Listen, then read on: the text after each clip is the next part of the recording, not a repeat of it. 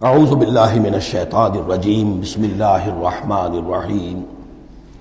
یہ بات میں آپ کو بتا چکا ہوں کہ سورہ مزمل کے بعد سے مسلسل آپ کو آخر تک یہ نمایاں طور پر صورتیں جو ہیں جوڑوں کی شکل میں ملیں گی۔ منفرد مزاج کی کوئی صورت اب نہیں ہے یا تین تین کے کوئی علیحدہ سے گروپ۔ البتہ یہ ضرور ہے کہ دو دو جوڑے مل کر بسا اوقات چار صورتوں کا ایک کانسٹیلیشن، ایک خاص جو ہے ترکیب وجود میں آتی ہے۔ وہ میں جیسا جیسا ہوگا آپ کو بتاتا جاؤں گا۔ سورۃ المرسلات یہ جو 29ویں پارے کی آخری صورت ہے، اور سورہ عما یتساءلون جو 30ویں پارے کی پہلی صورت ہے، یہ آپس میں جوڑے کی شکل میں ہے۔ اس کی 50 آیتیں ہیں، اس کی 40 آیتیں ہیں۔ اس کی 50 میں سے 40 آیتیں پہلے رکوع میں ہیں، 10 دوسرے رکوع میں ہیں۔ اس کی 40 میں سے 30 پہلے رکوع میں ہیں، 10 دوسرے رکوع میں ہیں۔ تو یہ ترتیب وغیرہ بہت اس کے اندر مناسبت ہے۔ دونوں کا مضمون کھلم کھلا قیامت، اور یہ پورا گروپ جو چلا آ رہا ہے، یہ تو سورہ قاف سے لے کر اور آخر تک جو مکی صورتیں آئیں گی، انذار قیامت ان سب کا موضوع ہے۔ یہ تیسری صورت ہے کہ جو اس سٹائل سے شروع ہو رہی ہے، والصافات صفا فالزاجرات زجرا فالملقیات ذکرا۔ یہ سورہ صافات 23ویں پارے میں آئی تھی، پھر سورہ زاریات آئی، وہ بھی اسی انداز میں۔ اب یہ تیسری صورت ہے والمرسلات۔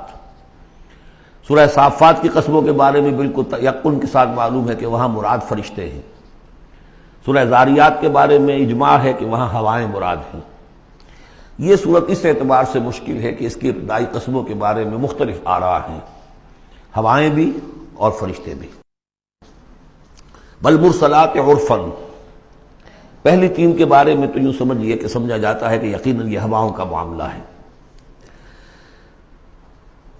وہ ہوائیں کہ جو چلائی جاتی ہیں بڑی آہستگی کے ساتھ، عمدہ طریقے سے، جب سب شروع میں چلتی ہے تو آہستگی کے ساتھ، اور مرسلات چلانے والا اللہ ہے ان کا، بھیجی ہوئی ہیں ہوائیں، یہ بھیجی ہوئی ہوائیں۔ فالعاصفات عصفا، پھر یہ بھی ہوتا ہے کہ یہی ہوائیں کسی وقت بڑے زبردست جھکڑ اور تیز طوفان کی شکل اختیار کر لیتی ہیں۔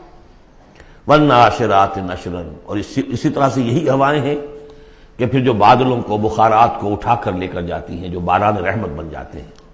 فالفارقات فرقا، اور پھر وہ جا کر جو بھی تقسیم کرنا ہوتا ہے، مقسمات امرا جو ہم نے پڑھا تھا، پھر یہ ہے کہ کہیں پر وہ بارش ہو گئی اور کہیں وہ بارش نہیں ہوئی، کہیں بنجر رہ گیا معاملہ اور وہاں کھیتی نہیں ہوئی، اور کہیں چل تھل ہو گیا اور وہاں کھیتی ہو گئی۔ فالملقیات ذکرا، البتہ اس کے بارے میں یہ اختلاف ہے کہ خیال تو یہ کہ یہ بھی مراد وہی ہوائیں ہیں کہ ان کے ذریعے سے وحی بھی جو آتی ہے اور وہ جو لوگوں تک پہنچتی ہے آواز نبی کی، وہ بھی ہوا کے ذریعے ہی سے پہنچتی ہے، میڈیم یہی ہے۔ لیکن ایک رائے یہ کہ اس سے مراد فرشتے ہیں کہ جو لے کر آتے ہیں ذکر، وہی لے کر آتے ہیں عذراً اور نذراً۔ اور یہ جو ذکر لاتے ہیں فرشتے، یا تو یہ کہ الزام اتارنے کے لیے، جو ہم پڑھ چکے ہیں سورہ نساء میں کہ ہم نے رسولوں کو کیوں بھیجا، لئلا یکون للناس علی اللہ حجۃ بعد الرسل، لوگوں کے پاس کوئی الزام نہ رہ جائے اللہ تعالیٰ کے ہاں پیش کرنے کے لیے، کوئی عذر باقی نہ رہ جائے کہ اللہ ہمیں خبردار تو کیا نہیں گئے، ہمارے پاس کوئی نبی تو آیا ہی نہیں۔ تو عذراً اللہ تعالیٰ کی طرف سے گویا کہ اتمام حجت ہے، اور نذراً خبردار کرنے کے لیے تاکہ وہ جو بھی جاگنا چاہے جاگ لے۔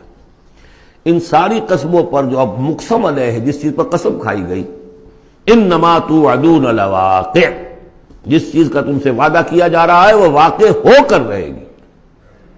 یہی سورہ زاریات میں تھی، لیکن سورہ صافات اس گروپ سے متعلق تھی کہ جو توحید جس کا مرکزی مضمون ہے، تو مقسم علیہ تھا ان الہکم لواحد۔ تو یہ فرق ہے۔ صدق اللہ العظیم۔